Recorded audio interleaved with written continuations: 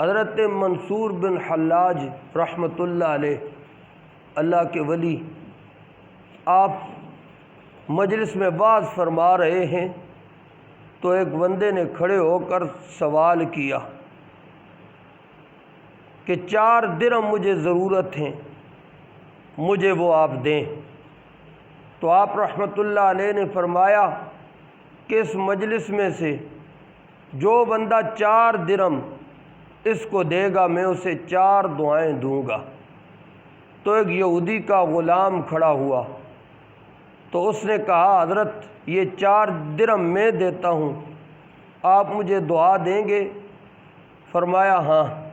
تو اس نے اپنی جیب میں سے 4 درہم نکالے اور اس مانگنے والے کو، سائل کو دے دیے، اور حضرت سے عرض کرنے لگا کہ آپ میرے لیے آپ 4 دعائیں کریں۔ تو آپ نے پوچھا کہ تو کون سی دعائیں کرانا چاہتا ہے؟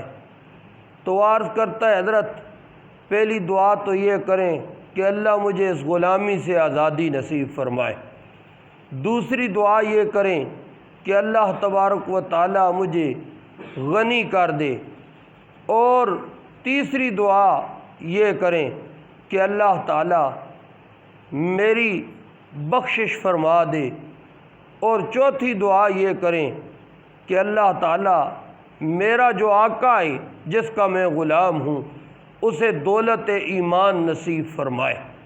تو آپ نے اس کے لیے یہ دعائیں مانگیں۔ وہ واپس پلٹا تو اس کے آقا نے اس سے پوچھا کہ تو نے اتنی دیر کیوں لگا دی؟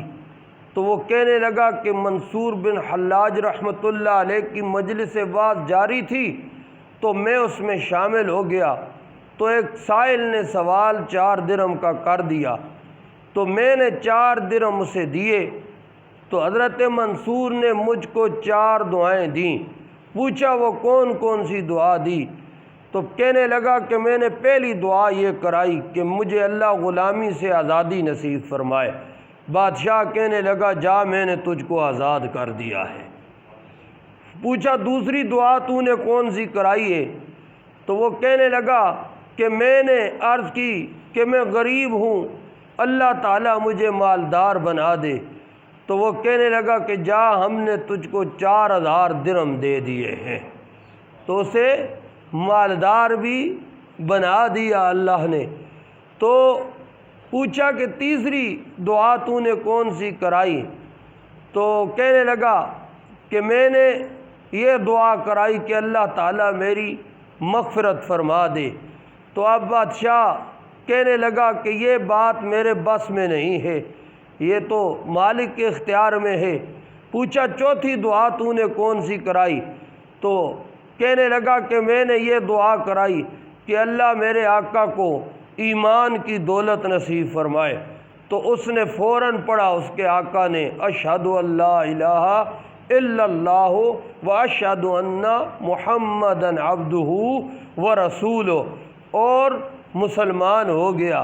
پیارے سامعین ذی وقار، اب گھر جا کے جب سو جاتا ہے تو وہ بادشاہ جس نے کلمہ پڑھا مسلمان ہو گیا، جو یہودی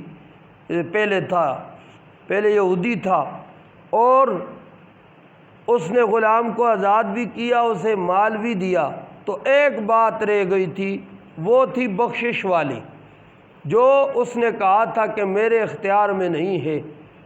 تو جب رات کو سوتا ہے تو خواب کے اندر اسے یہ کہا جاتا ہے کہ ہم نے تیری بھی بخشش کر دی، تیرے اس غلام کی بھی بخشش کر دی، اور اس مجلس وعظ میں جتنے لوگ شامل تھے ان کی بھی بخشش کر دی، اور جو وعظ سنانے والا تھا ہم نے اس کی بھی بخشش کر دی۔ یہ 4 درہم صدقہ کی برکت تھی کہ اللہ نے اسے غلامی سے آزادی بھی عطا فرمائی، غلامی سے آزادی بھی ملی، اسے مال بھی ملا، اور بخشش کی نوید بھی سنائی دے دی گئی، اور صدقے کی برکت سے اس غلام کے آقا کو دولت ایمان بھی نصیب ہوئی ہے۔ تو یہ برکات ہیں اللہ کے راستے میں دینے کی۔ صدقہ بلاؤں کو رد کرنے والا ہے۔ مالک کے راستے میں جو جتنا دیتا ہے اللہ اسے اور